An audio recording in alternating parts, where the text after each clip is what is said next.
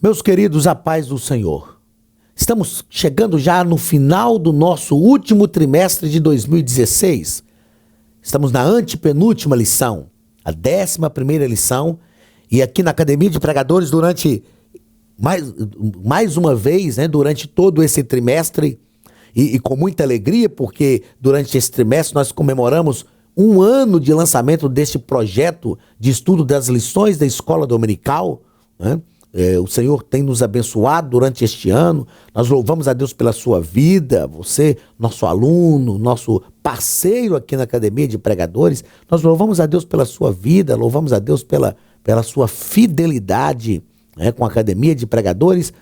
Durante todo esse trimestre, nós estudamos sobre o Deus de toda a provisão. Estamos já chegando ao final do trimestre, estamos na antepenúltima lição, e nós vamos estudar a lição de número 11, o socorro de Deus para livrar o seu povo. Lição de número 11, do dia 11 de dezembro.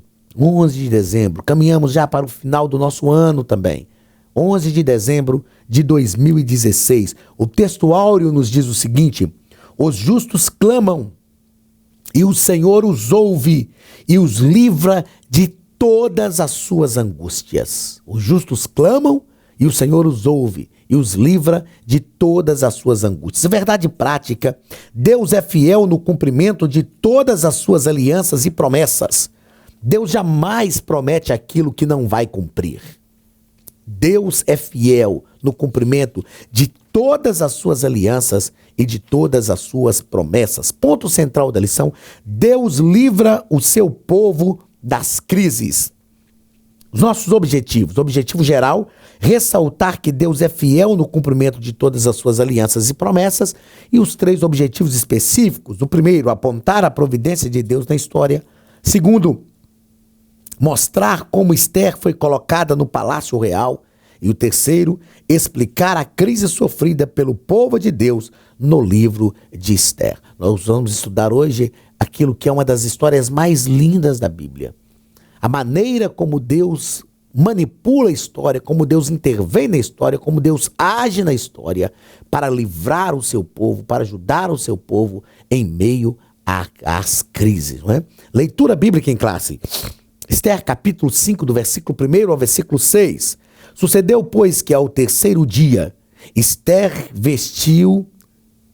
se vestiu de suas vestes reais e se pôs no pátio interior da casa do rei, defronte do aposento do rei.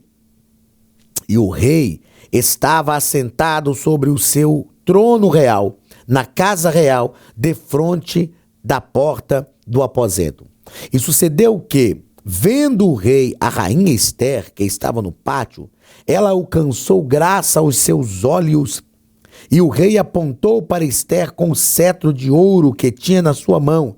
E Esther chegou e tocou a ponta do cetro.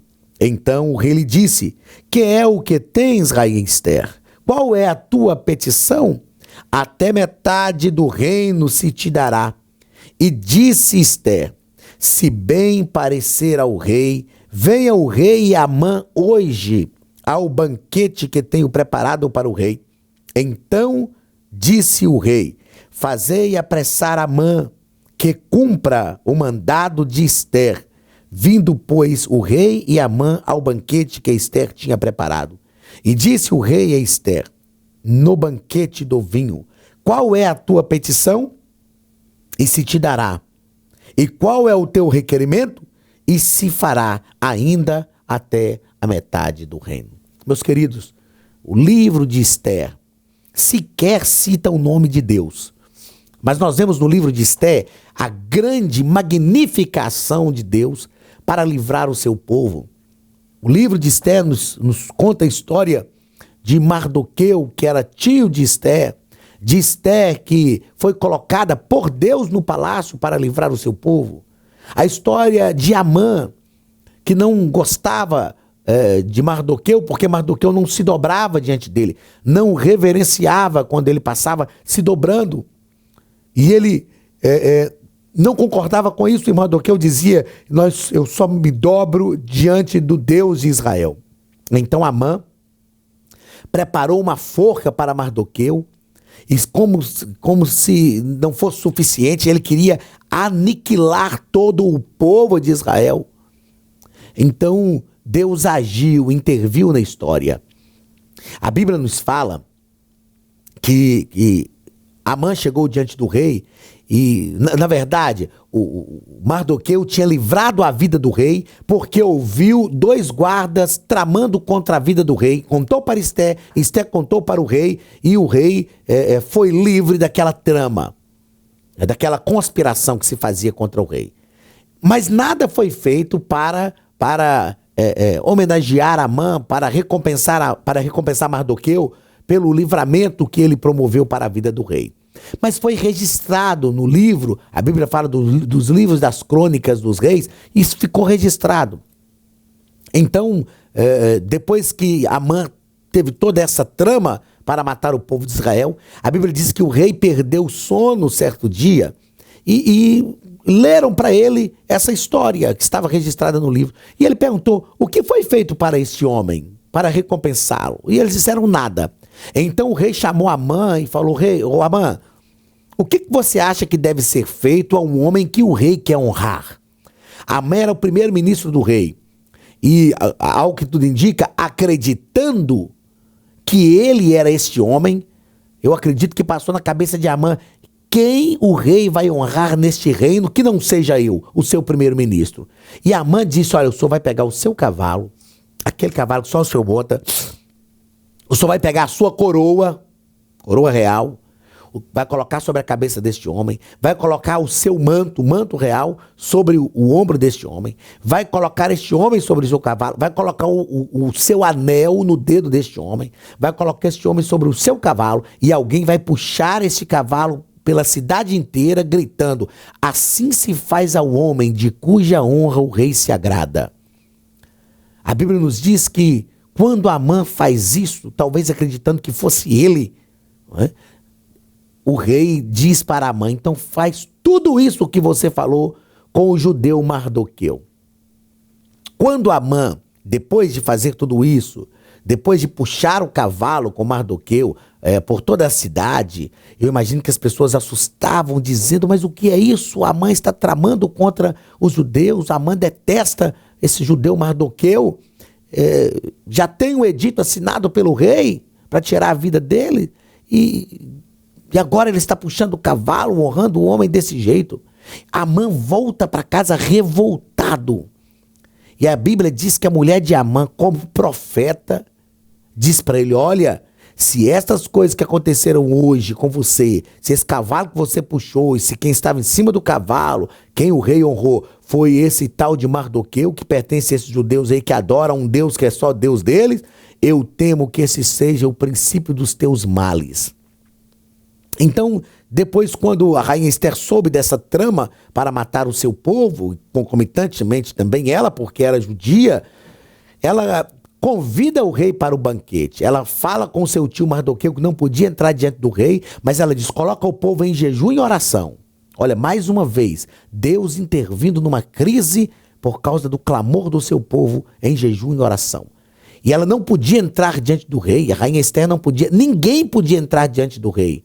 Porque se entrasse diante do rei, qualquer pessoa era morta, porque a guarda pessoal do rei acreditava que era um atentado contra a vida do rei, a não ser que a pessoa alcançasse favor e o rei lhe estendesse o cetro.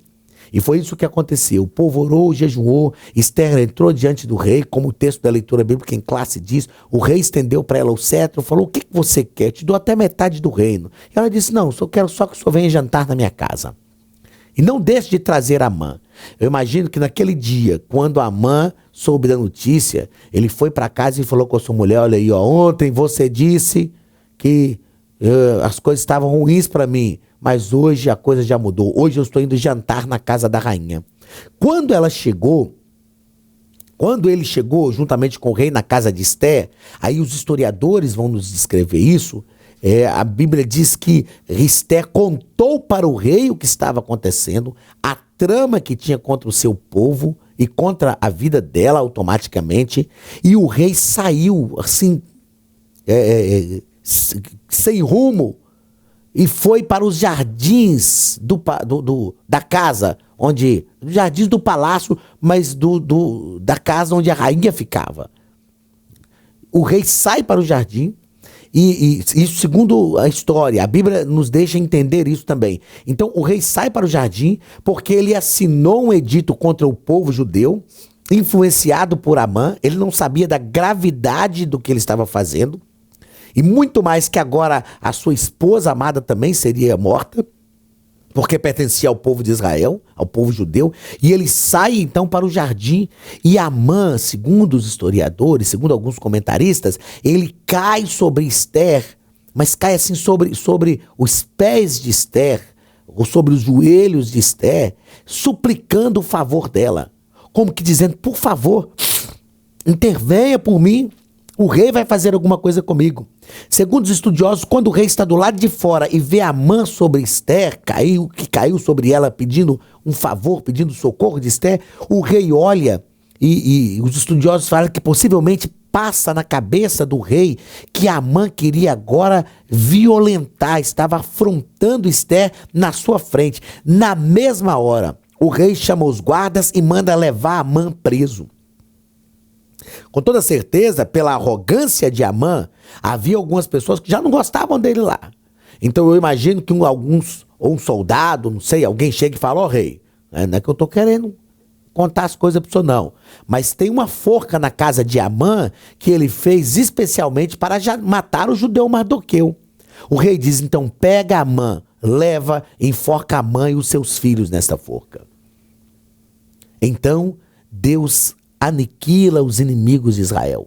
Porém, havia um edito que estava assinado e que o rei não podia voltar atrás. A leitura bíblica em classe não relata isso, mas se você ler o livro de Esther, você vai perceber que Esther precisou entrar a segunda vez na presença do rei. A primeira vez ela entrou depois de oração e jejum. Na segunda vez ela entrou em prantos, chorando diante do rei. E ela alcançou o favor do rei novamente. Eu aprendo no livro de Esther que quando nós oramos e jejuamos, nós podemos entrar diante de Deus, porque nós alcançamos o seu favor. Eu aprendo com o livro de Esther que quando nós estamos vivendo crises, nós podemos entrar em lágrimas, chorando diante do rei, apresentando o nosso sentimento, e o rei também vai estender o seu cetro. Ela alcançou o favor do rei. O rei não podia voltar atrás, ele não podia revogar o edito. Mas ele disse: olha, eu não posso revogar um edito, mas eu autorizo todo judeu lutar pela sua vida. Todo judeu lutar pela sua vida.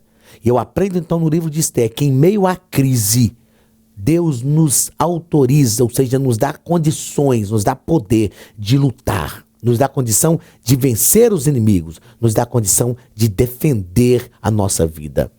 Deus está conosco. E assim como ele agiu no livro de Esther para socorrer e livrar o seu povo, Deus ainda age para socorrer e livrar o seu povo nos dias em que nós vivemos. Vamos à introdução da nossa lição.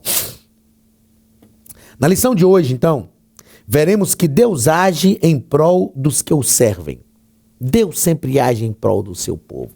Deus sempre vai agir em favor daqueles que o servem. Primeiro ponto, a providência de Deus. Primeiro parágrafo, a providência divina na história. Então Deus estava ciente de todos os incidentes ocorridos no Império Persa. Existem situações da nossa vida que parece que Deus não está vendo.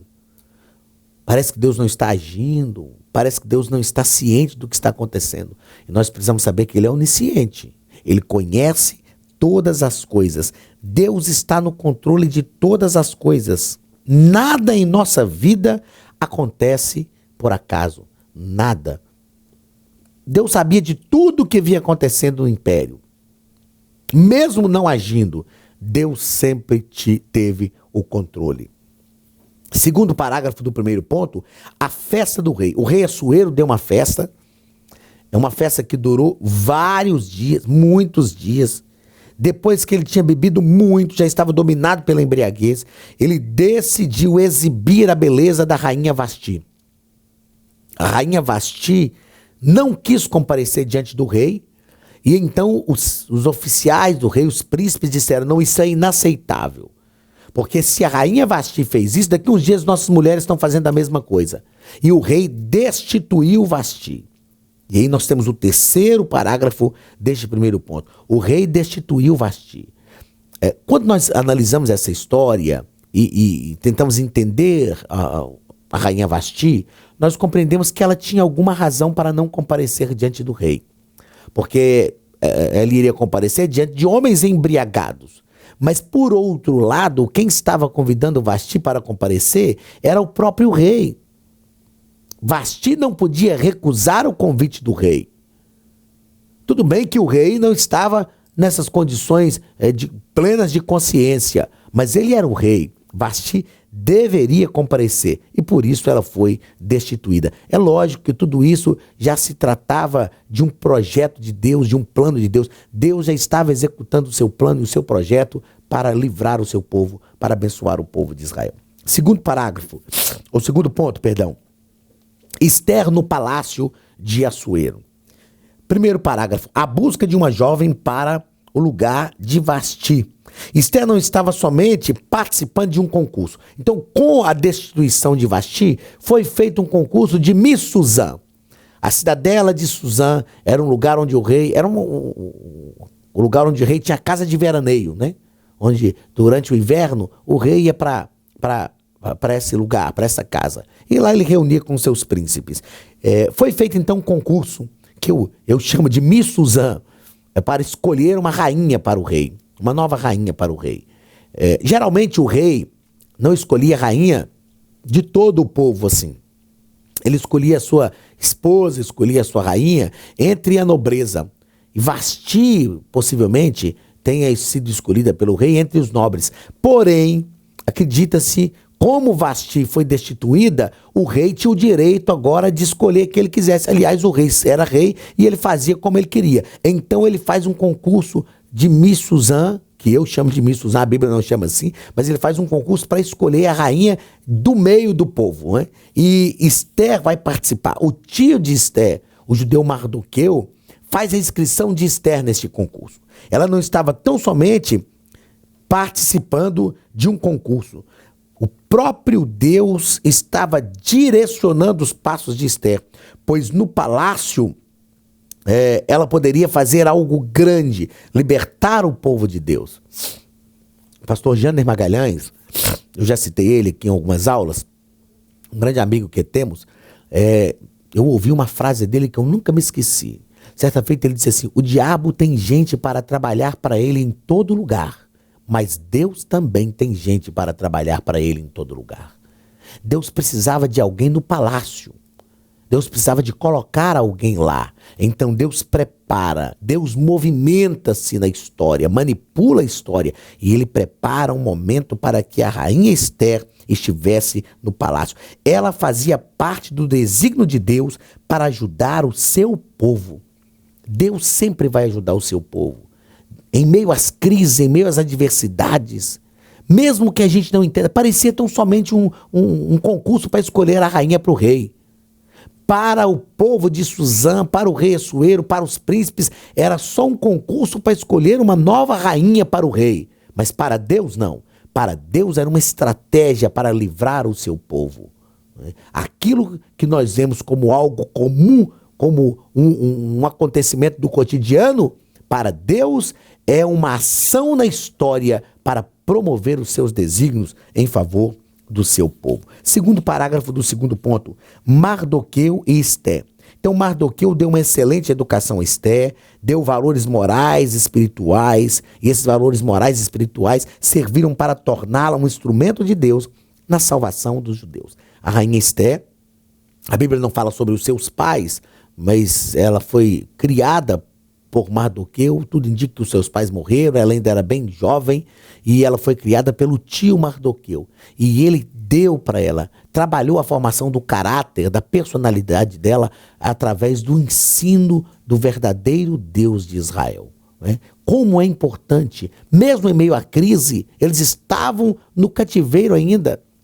Estavam ainda no cativeiro. A Média e a Pérsia já tinham conquistado os reinos, alguns judeus já tinham retornado, mas eles ainda estavam. Suzã era uma cidade que pertencia a esse império da Média e da Pérsia, mas eles ainda estavam no cativeiro. E agora, através do ensinamento que Mardoqueu deu para sua sobrinha, ela pôde estar pronta para ser o instrumento de Deus.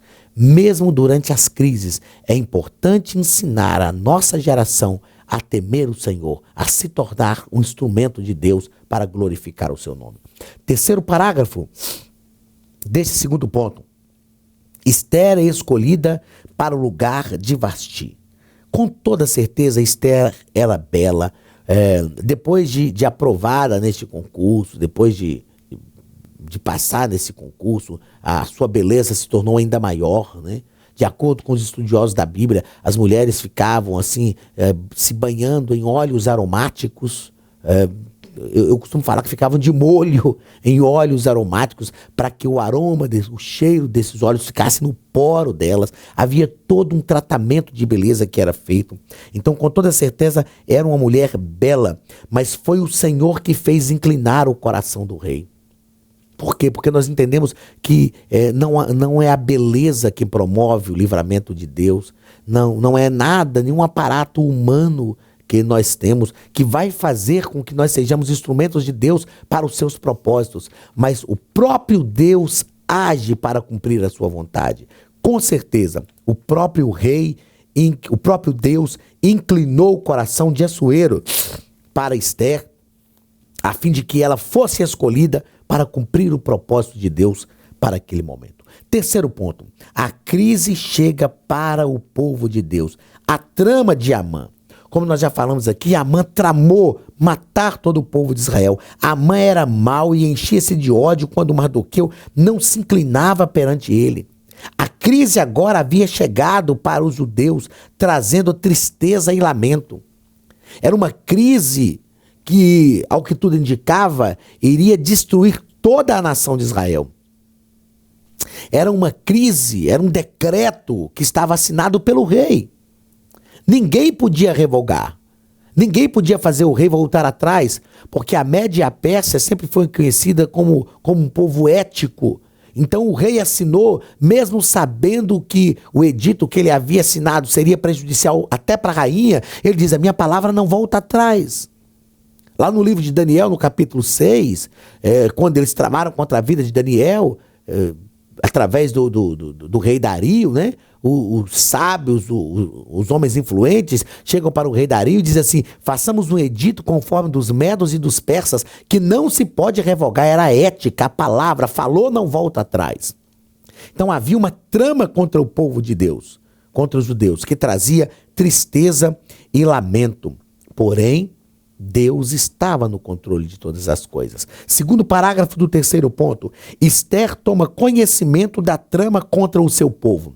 Então Mardoqueu fez chegar aos ouvidos de Esther o que estava acontecendo, porque lá no palácio ela não estava sabendo disso.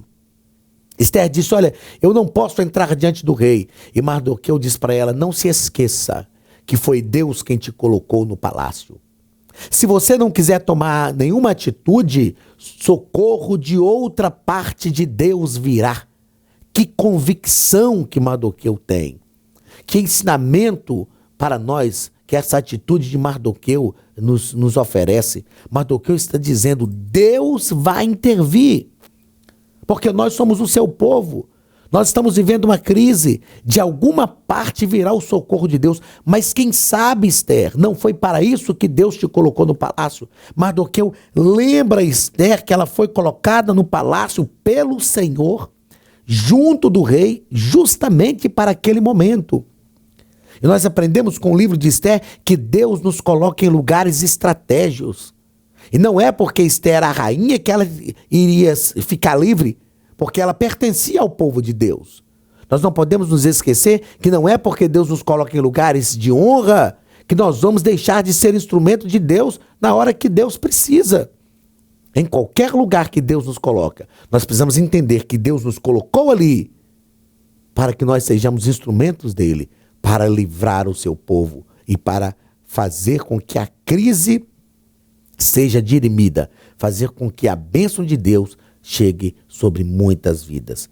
Nos momentos de crise, não adianta lamentar e chorar. É preciso orar, jejuar, buscar o rei, entrar na presença do rei.